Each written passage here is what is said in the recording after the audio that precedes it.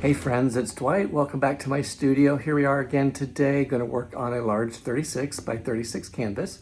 So what I'm going to do today is I'm going to try to walk you through how I mix my paints. I know in the past few videos I talk about how I mix the paints. I started using the idea of 1 or 2 ounces as opposed to 1 part or 2 part paints. And about 4 to 6 ounces of the Floetrol, drizzle, Liquitex pouring medium, and water. And that usually fills my 8 ounce cups. That's what I usually use. So I'll be using 7 8-ounce cups today with 1 4-ounce cup. I'm going to be using blue, a deep blue and 2 turquoise blues, some yellow and some orange and maybe some red. I'm not really sure yet. We'll see. And of course some white. So what I'm going to try to do is also set up and show you how I mix my paints. It's not a pretty process, meaning it's not glamorous. It's just me pouring my Floetrol in the cup, mixing it up and making sure I show you the consistency so that you see. And also that you see how much water I use. I use a lot of water. Got to thin things down. Sometimes paints are thick. Sometimes they're sort of watery or thin. Floetrol I always add. That can thicken things up, of course. So you need water. And that's why I use Liquitex pouring medium. I believe it's a binder, so I think it keeps the pigment from fragmenting with all that water and all the Floetrol and things like that. So I'm going to get my canvas set up here, then I will set my camera up and I will show you how I mix my colors, and we'll start with that. Okay guys, hold on. Okay guys, here I am, sort of the corner of my canvas here. I'm going to use this cup to show you how I mix. This is just an 8-ounce cup. I have my water. It is clean. It's just in a cup that I reuse over and over again and clean it out after each pour. I'm going to be using this primary blue from Liquitex, Artist Loft Soft Body. And I have my Liquitex pouring medium. This is a gloss, as you can see. And then last but not least, I have my Floetrol. Again, it's a clean cup on the inside. I just use this over and over again so that I don't just keep throwing plastic away. And this is strained and ready to go. So what I do, like I mentioned previously, is I just add a little bit of blue paint. So maybe 1 or 2 ounces on the bottom of my cup. That's probably enough. See if I can get you up close to it. Just a little bit. Then on top of that, I add the Floetrol. I just eyeball this. I don't measure it. So this should be enough. That's probably 4 to 6 ounces. And then on top of that, just a drizzle of Liquitex pouring medium. Just sort of a drizzle in, and that's about it. So then I just stir it. That's the next fun part. I just let it, I mix it up really well. Make sure I get the paint off the bottom. This is a nice blue. I love this color blue. Okay, so as you can see, it's thick. I don't know if you can see it going into the cup. So what I do, I just add water a little bit at a time. See if I can get this in the camera. Just a little bit. Mix it in, just keep checking the consistency.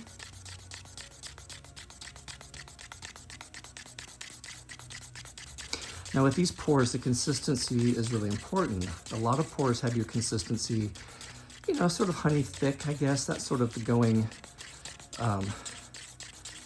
suggestion, especially when I first started pouring about 7, 8 years ago. So it's getting there. It's still sort of mounding, as you can see. So I just keep adding water. I used to use an eyedropper and just measure, just fill that and put that in the paint. It took longer. So this is a little bit easier. And if it's too thick, what do? You either add more paint or you add more Floetrol. Since Floetrol is thicker than water, and since this is a soft body paint, it is also thicker than water. So this is just about right. If anything, it has a half a mound. It doesn't sink and it goes right in. I know it's blue. I hope you can see it there. Got my ceiling fan reflecting. So what I'm going to do is mix the rest of my paints. I'll show you all the colors. This is going to be one color, all of its own. Then I'm going to do some turquoise, and we'll go from there. So guys, hold on and give me a few minutes, and I'll be right back. Okay guys, here I am, I'm back. As you can see, I scraped my canvas. I scraped the previous pour. It's hard to explain, something didn't go right. And I'll make a promise that next time something like that happens, I will actually show you and explain why I'm going to scrape it. So that way you have an understanding how my brain works when I do these pours. So what I did a little bit differently on this pour was I added purple. I had sort of like a nice green, but it really took over. And so that was one of the problems. The other problems were a little bit stretched out. I tilted a little too much off one corner, so it just sort of messed up the actual rest of the flow. Anyway, so I have these sort of mustard yellows with the red, purple, the dark blue, which is like what I did in the last pour, and I showed you when I mixed it, and that's just a lighter version of that blue as well. So we're going to use the strainer again. I'm going in with this literally without a plan. I know I say that sometimes, or I say that a lot, and recently I've been writing things down, but I want to go a little bit differently. I have to be careful because I don't want to mix the yellow with the blue. So I'll have white in between, or I'll have it up against red, blue against the red to offer a little bit of a buffer, as well as the purple. So we'll see how it goes. This is going to be a free-for-all, and I think it's going to turn out pretty cool. So I'm going to set everything up here, double check my consistencies, and we will start in just a moment. Okay guys, here we are back at the canvas. Like I mentioned, I had to scrape it off. I am sitting outside during this recording, so you might hear some birds and or an airplane. So yes, I only had one glove left, so I used it on my right hand. So per usual, I will start with white on the bottom. And like I mentioned, I'm not quite sure exactly the order that I wanted to pour today. So I was just sort of taking my time. Now this is sped up 1.5 times. So as you can imagine, I was moving awfully slow. So I started with the deep blue and then sort of this lighter turquoise blue.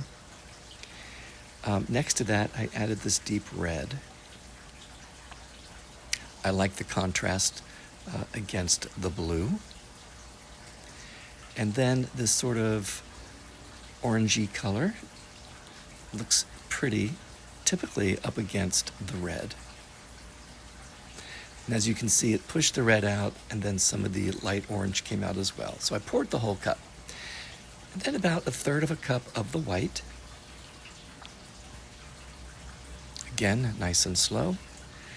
And then once again, the deep blue.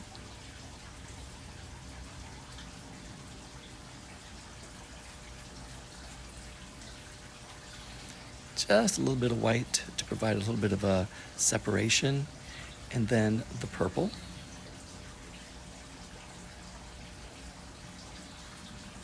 Now in this case, I poured the entire cup. And red and purple go well together, so I put the red just a little bit on top of that. Then the other cup of that orange, or that sort of golden yellowish color. Then some white on top of that. And here comes an airplane.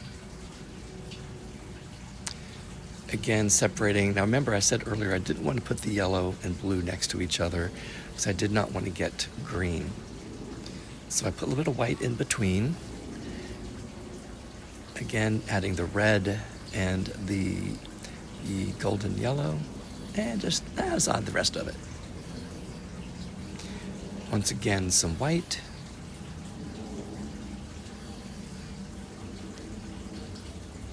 Some red, and then the turquoise on top of that. You can see how nice and even and balanced my canvas is by how symmetrical this circle is, which I was really happy. Double checking the consistency of my black paint has been sitting for a bit, wiping off my stir stick, and let's pick this up and let's get started. So in this case, I wanted to pour pretty much in the middle. As you can see, the black paint will sink a little bit, and then it will come up. I paused for a moment to allow the paint to come up because I did not want my negative space to completely close up. the faster you pour, the bigger the negative space. So I didn't do a swirl, I just took it over the edge, brought it back and over the second edge, then over the third edge. Now, as I was watching, which you can't see, unfortunately, I was thinking that my black paint may be too thick because I didn't see too many pearls coming up right away. Getting over that last edge there. However, what I've learned over time is that obviously when you walk away and step away, the pearls will come to the surface over time. So I'm just slowly watching and seeing how the color, you can see it on the edges as an airplane approaches. And then I decide to get up and put it on time lapse, and this is where the beauty happens. Now I let this sit for about an hour, hour and a half, and you can see the color and watch that white crescent come in the middle of the canvas. Okay, let's do the wet walkthrough. Wow, that was about an hour, and look at all that movement and color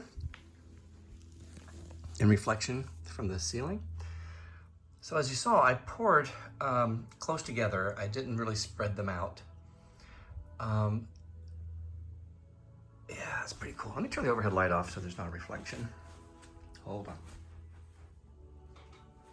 There we go. I love this purple line and the white with it, then this white, but all the movement I think is really fascinating.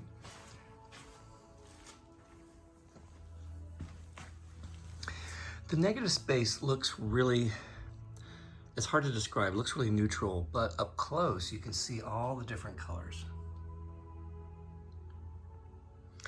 Great little negative space. Clean up the edge, take out some of these little pearls I call ghost pearls, just to sharpen it up. Yeah, pretty cool.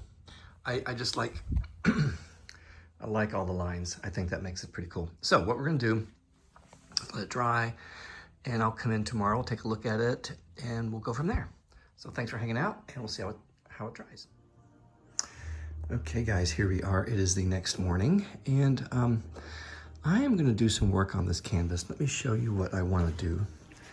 Now, in the old days, I didn't wanna touch up too much, but I am gonna go in and I'm gonna add a little bit more white through here, bring it up to right around in here. I may bring some of this blue up here, just like it is over here. So it looks like it might be a lot of work. I'm gonna round some of these pearls,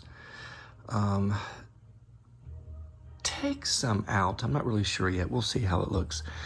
But just to kind of give it more definition. Yeah, so I think that's what I'm gonna do. So I'm gonna set my camera up. This is gonna be a process that's gonna take a little bit of time, I believe.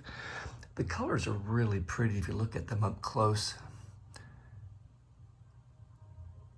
And I have all this blue in here. So guys, we have a lot to do here. So I am going to set my camera up, put it on time lapse so you can watch this whole process and we will get moving. Okay guys, here we are back. I am just cleaning up some of the pearls around the negative space and the edge, and then moving to that little white crescent area. I wanted to just fill it in just a little bit to make it stand out more in the overall composition.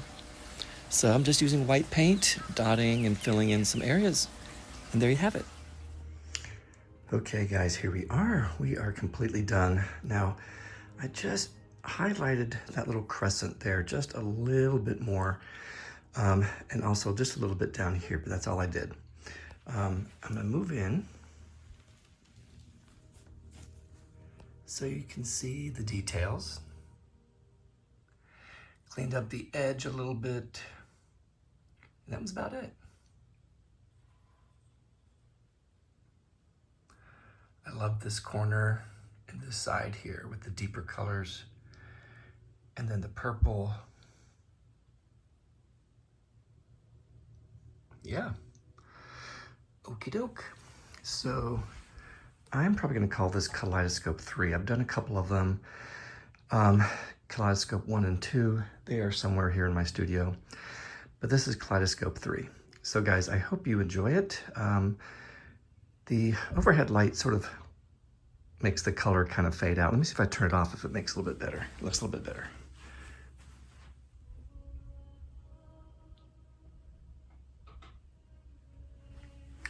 Well, a little bit.